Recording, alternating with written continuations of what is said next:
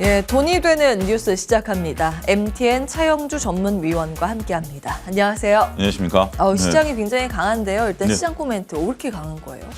시장 효과가 이제 다음 주면 판명이 날 것 같습니다. 우리가 1월 달에 얘기했었던 것들이 1월 효과에 대한 부분들 1월 초에 얘기를 했었고 그 사이 잠깐 잊고 있었던 거죠. 결국 1월 효과가 지금 극명하게 나타난다라는 거죠.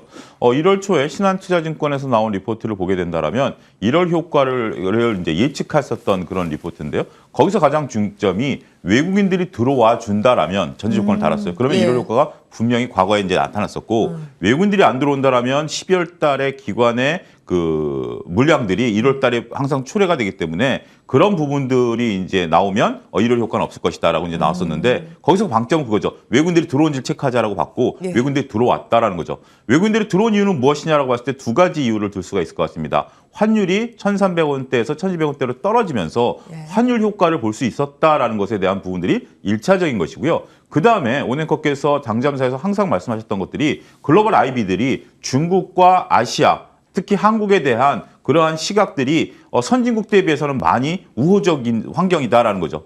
유럽 같은 경우 이번에 그 경제 지표가 생각보다 잘 나오긴 했습니다만 유럽이 제일 안 좋을 것으로 지금 다들 보고 있는 상황이고 예. 어찌됐든 중국이 리오프닝 효과가 나타날 것으로 보고 있고 한국도 이제는 다른 나라보다는 경제 성장률이 좋을 것이다라고 봤기 때문에 이것은 12월 달부터 이미 IB들이 봐왔었던 거죠. 예. 근데 그때 당시 수급이 안 들어왔었고 1월 달에 본격적으로 수급이 들어왔다라고 말씀을 드릴 수가 있겠습니다. 이렇게 말씀을 드릴 수 있는 이유는 뭐냐면 외국인들의 매수하고 있는 종목들에서 이제 나타나는 거죠. 예. 첫 번째는 우리나라 지수를 샀기 때문에 삼성전자를 산 거고요. 외국인들이 12월 말부터 삼성전자를 샀을 때만 하더라도 버클레이즈의 어떤 그러한 어떤 기사라든지 리포트라든지 이런 것들이 나오기 전이잖아요. 예. 반도체가 꺾이고 있는 사이클에서도 삼성전자를 샀다라는 것은 결국 우리나라 지수를 샀다라는 거고 네. 두 번째 우리나라에서 가장 그동안 만년 저평가라고 봤었던 금융주들을 끌어올리면서 결국 지수 플레이를 했었다라는 거죠.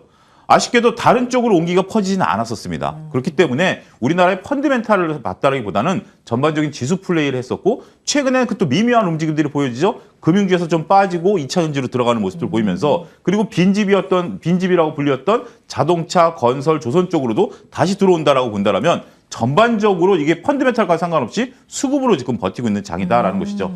문제는 이제 다음 주일 것 같습니다. 다음 주면 이제 1월이 끝나죠. 예. 그리고 다음 주 목요일 날 FOMC 회의가 있고요. 예. 이런 것들이 종합적으로 나타나면서 그리고 이제 시장을 이끌었었던 일부 개별 테마 종목들의 미묘한 변화 이런 것들이 다음 주에 본격화될 가능성이 있기 때문에 지금 1월 달 같은 경우는 외국인들이 한 5조 정도 지금 사면서 예. 시장을 끌어왔는데 이게 과연 마무리되는 국면인지 보통 1월 효과가 나타나면 2월, 3월 달엔 지수가 빠졌었어요. 그래요? 빠졌어요. 신한증권 리포트를 여러분들이 1월 초에 나온 걸 한번 보시게 되면 그래야겠네요. 1월 효과가 있었으면 항상 2, 3월 달은 엽기적으로 이제 빠졌었던 그런 경험들이 있습니다. 예. 제 다음 주에 단적인 예를 잠깐 짧게 드리면 우리가 2017년까지 지수가 끌어올리면서 제약바이오들이 올라왔거든요. 예. 그게 꺾인 게 2018년 2월 1일부터였습니다. 그렇군요. 예, 그런 부분들을 보게 된다면 다음 주에 변곡점이 나타날 것으로 시그널들이 나타날 수 있고요. 그런 것들이 포착이 된다면 가장 먼저 여러분들에게 말씀드리도록 하겠습니다. 좋습니다. 저도 한번 자료 찾아서 다음 주에 브리핑을 해봐야겠군요. 좋은 정보였습니다. 1월만 같았으면 좋겠어요. 그렇죠? 2월에도. 예, 일단은 외국인들이 우리 시장에 들어오고 있는데 인덱스 베팅이라는 것이 이제 삼성전자로 가늠해 볼 수 있는데 아주 강력하게 삼성전자 매수를 하고 있습니다. 지수 분위기를 좋게 만들기 때문에 그 안에 종목 플레이도 사실은 좀 편안하게 볼 수 있는 현재 국면이긴 합니다. 이슈 체크하면서 자, 다음 달에 혹시나 시장이 흔들리더라도 흔들리지 않을 종목을 고민을 해보겠습니다. AI가 대세긴 대세예요. 네. 이게 대세라는 이유는 전 세계 국가도 이쪽에 주목을 하면서 기술 개발에 지금 사활을 걸고 있고 각 기업들도 투자를 이쪽에 하고 있습니다. 바로 인공지능 로봇인데요. 지금 그럴 수밖에 없는 게 일자리라는 게 일자리 임금이 계속 올라가고 있잖아요. 사람은 구하기 힘들고 그렇기 때문에 기업 입장에서는 지금은 투입을 하지만 나중에 이제 오랜 시간 됐을 때 로봇이나 AI, 인공지능이 일자리를 대체했을 때 벌어들이는 수익 이걸 이제 길게 보고 투자를 하는 거거든요. 그리고 이게 하나의 메가 트렌드이기 때문에 정부 관점에서도 육성을 할 수 있을 만한 이슈이고요. 이게 어제 들렸습니다. 딱 7,100억 원 투입을 한다 이런 게 딱 나오면서 어제 막 급락했었던 로봇 AI가 다시 고개를 들고 있습니다. 다음 보겠습니다. 중점 추진 과제가 나와 있는데 생산, 개방, 공유에서 유통, 거래, 그리고 보호, 활용까지 이 가치 사슬로 맞물려 있는 부분을 두루두루 육성하겠다는 내용입니다. 산업 기반 당연히 이제 필요한 내용이고요. 다음 보겠습니다. 독거노인 지원, 국회 법률 검토, 법조문 정리까지 AI를 활용하겠죠. 사실은 나오기만 하면 AI의 인공지능의 영역이 굉장히 확장이 많이 된다면 투입을 할 수 있는 산업이 많죠. 이걸 어떤 관점으로 봐야 하는가, 이제 투자의 관점이 물음표입니다. 어떻게 보세요? 저는 앞서 제가 2017년, 18년에 말씀을 드렸는데 2015년 제약바이오와 비슷하다라고 좀 말씀드릴 수가 있겠습니다. 2015년, 16년도에는 주식시장이 온통 제약바이오의 시대였었죠. 그때 당시에 논리는 뭐죠? 고령화. 모든 인구는 늙는다. 늙게 되면 나이를 먹게 된다라면 제약바이오에 대한 수요가 늘어날 것이고 그렇게 된다라면 제약바이오는 꿈을 먹고 사는 것이다. 누구든지 쉽게 이해할 수 있는 거죠. 복잡한 설명 필요 없어요. 이 단 한마디로 모든 게 다 이해되고 관련 주식들이 폭등을 했었던 경험이 있습니다. 하지만 주가를 놓고 본다라면 지금 아직까지는 신약 개발이라든지 이런 것들이 따박따박 천천히 걸어가고 있는 거죠. 그때 당시에는 몇 년 내 모든 것들이 다 이루어질 것으로 봤습니다만 세상은 그렇게 급변하지 않는다라는 거죠. 두 번째로 말씀드릴 수 있는 것은 자율주행차입니다. 자율주행차 같은 테마가 벌써 3년이 넘었는데 자율주행차가 다니긴 다녀요. 근데 이게 상용화될 때까지는 아직까지 넘어야 될 산들이 있죠. 일단은 데이터의 축적 과정이 좀 필요한 것이고 법률적인 부분, 보험적인 부분들 이런 것들이 이제 아직까지는 걸림돌이 된다는 거죠. 이제 또 드러난 게 인공지능입니다. 단 한마디로 설명됩니다. 미래 먹거리. 이거에 대해서 부인하지 않습니다. 그렇죠. 그리고 정부도 여기에 대해서 올해 7천억을 투자하겠다? 이게 많고 적음을 따지진 않겠습니다. 어쨌든 투자하겠다라는 거고 이게 이제 작년 9월 달에 첫 안이 나왔고 이번에 점검회의예요. 거기서 이제 구체적인 나안들이 이제 세부적으로 나옵니다. 국가 데이터 150개를 풀겠다라는 등 뭐 여러 가지 이제 점점점 구체화되고 있는 단계라고 봐요. 근데 여기서 이제 지적했던 것들을 보면 9월 달에 강력하게 정부가 추진했습니다만 아직 활용할 수 있는 데이터가 부족하고 두 번째는 민간들이 아직까지 투자를 하지 않고 있고 이런 부분들에 대한 것들을 정부 당국자가 언급했다라는 거죠. 물론 KT가 여기에 대해서 지금 공격적으로 나서고 있는 건 사실이지만 이걸 할 수 있는 기업의 규모라든지 전반적으로 기업의 활용 데이터 부분들이라든지 이런 것들에 대해서는 정부 당국자도 아직까지 활성화가 안 이루어지고 있기 때문에 정부가 주도적으로 이걸 좀 활성화시키겠다라는 개념입니다. 그런 것들을 이제 정확적으로 정리해 보면 이거는 미래 먹거리인 건 사실이에요. 하지만 당장 지금 이런 것들이 새로운 재료로서 그동안에 이제 강한 상승세를 이끌었던 인공지능 로봇주들이 어제부터 출렁거리기 시작한 상태에서 오늘 조금 보합권에 있다 그래서 다시 끌어올릴 만한 재료다? 저는 그렇지 않다. 이거는 중기적인 관점이죠. 우리가 먼 산을 보고 천천히 걸어가다 보면 강도 만나고 뭐 찻도도 만나고 여러 가지 어려움들을 겪다 보면 결국 우리가 원했던 지점에 가 있죠. 그 원했던 지점이 제약바이오의 우리의 이제 미래 먹거리, 인공지능의 시대, 자율주행 시대가 분명 올 겁니다. 하지만 가는 과정에서는 여러 가지 출렁거림이 있을 것이고요. 투자자들이 그것을 겪어야 되는데 일단 최근에 주가가 너무 급등했기 때문에 충분히 수급적으로도 조정 국면에 전 들어가 있다. 이거는 장기 테마고요. 현재 지금 관련주들의 움직임은 단기적으로 밸류가 부담되고 있다. 요 괴리를 여러분들이 명확히 이해하셔야 되지 않을까 싶습니다. 투자의 관점에서도 테마주와 향후 5년, 10년 뒤에 이 산업을 주도할 기업을 찾아나가는 작업, 이 두 가지를 나눠서 접근을 해야 하지 않을까라는 고민이 들긴 해요. 자, 이제 테마주의 관점에서는 쉬어갈 타이밍이다라고 보셨는데 쉬었다가 그럼 다시 올라갈 수도 있다라는 말씀이시네요. 여기 장기. 근데 저는 좀 이게 좀 모호한 게 메타버스와 비슷해요. 이게 지금 인공지능이다라는 부분들인데 인공지능을 어떻게 구체적으로 우리가 활용할지 이 기술 데이터를 어떻게 쓸 것인지 이 부분이 좀 모호하다라는 거죠. 명확하지가 않습니다. 우리가 자율주행이면 자율주행 차를 만드는데 온 역량이 집중이 되겠죠. 자동차 하나를 놓고 자율주행하기 위해서 뭐 카메라가 들어가던 뭐 통신이 들어가던 이게 명확합니다. 근데 인공지능이다라는 개념이 우리가 이해는 쉽지만 그걸 구현해서 우리가 어디에 쓰겠죠? 쓰죠? 지금 사실은 인공지능 파트가 아주 이제 고차원적인데 투입이 되지는 않지만 그 고객센터에서 그렇죠. 사용을 KT가 이제 쓰겠다라는 거 아니겠습니까? 예, 금융권은 쓰겠다라는 건데 그 부분 갖고는 지금 이제 시장이 작죠. 이것들이 이제 활용 방안들을 놓고 본다라면 독거노인 지원이라든지 뭐 이런 부분에 있어서 하는 부분들인데 이거는 이제 정부가 할 일이고요. 정부가 이제 재원을 투자해서 하는 부분들이고 아직 이제 국회 법률 여기까지는 나가지는 않겠습니다. 우리가 명확히 봐야 될 게 어떠한 것으로 수익을 낼 것이라고 봐야 기업이 보이거든요. 그렇죠. 근데 지금은 무엇으로 인공지능에 대한 개념은 알겠는데 이게 내 실생 안에 무엇으로 다가올 것인가? 저는 그 고민을 하셔야 될 것 같아요. 활용하자면은 활용 범위는 굉장히 많지 않을까요? 사실 그 챗 GPT는 해보셨죠? 예, 해봤습니다.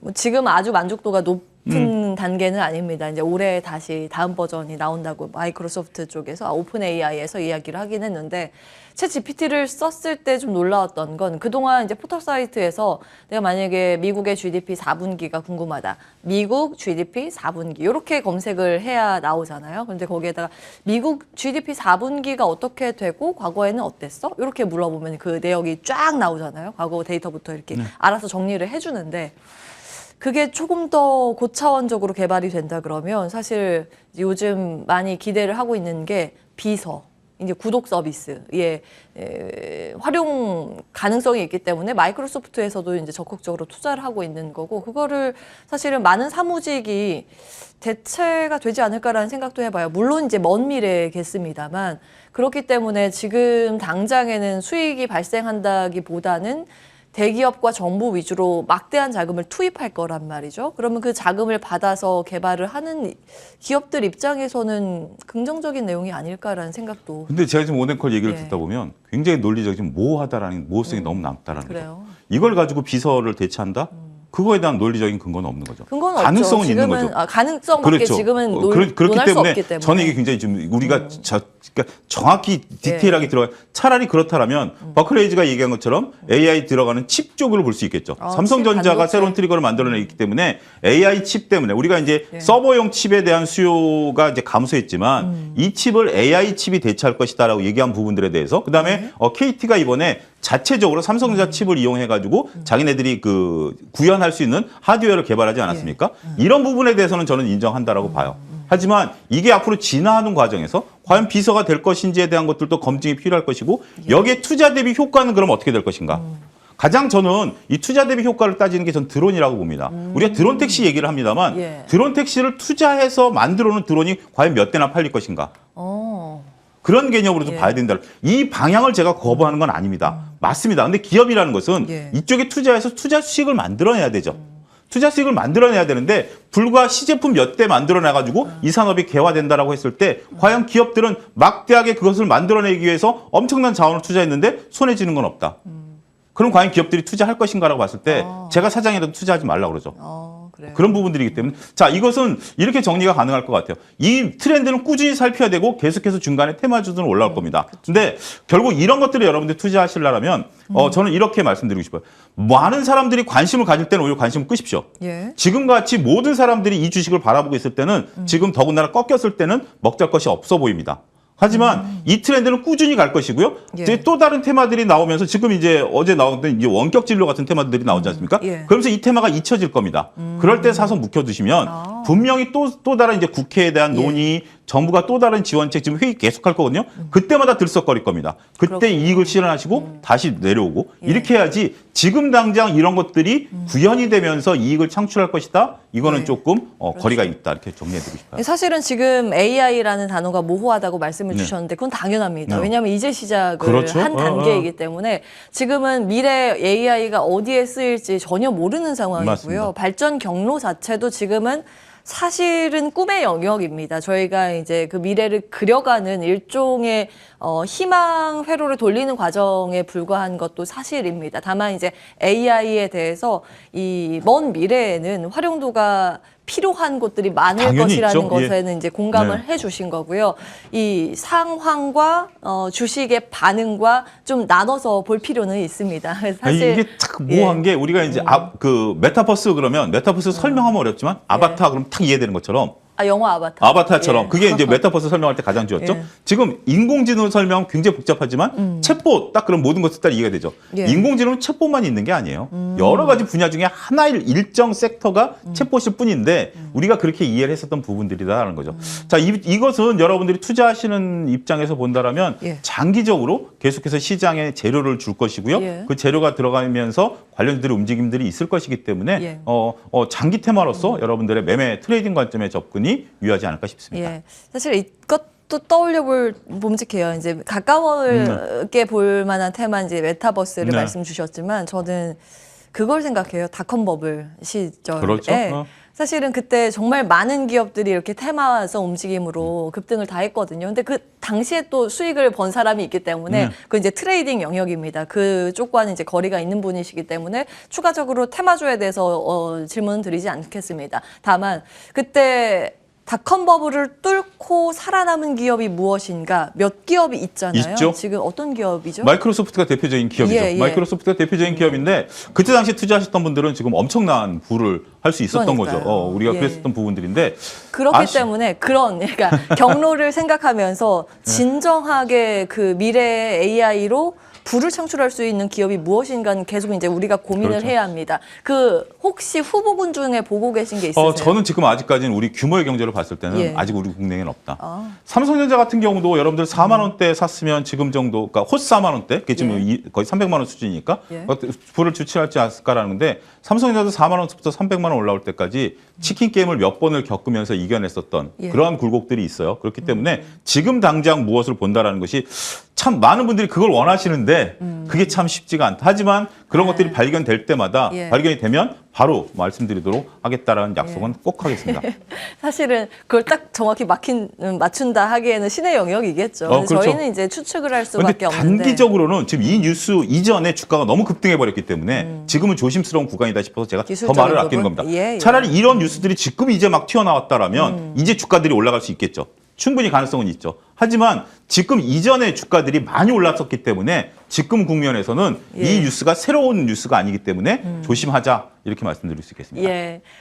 기술적인 그러니까 수급에 의존해서 오직 수급 논리로만 움직이는 종목은 정말 그 시시각각 변화하는 수급 데이터를 따져보시면 되겠고요. 저희는 계속해서 최후의 승자가 누가 될 것인가에 대한 고민 놓지 않고 해보도록 하겠습니다. 오늘은 일단 여기에서 마무리해야겠네요. 시간이 다 갔어요. 예, 차영주 전문위원과 함께했습니다. 말씀 고맙습니다. 감사합니다.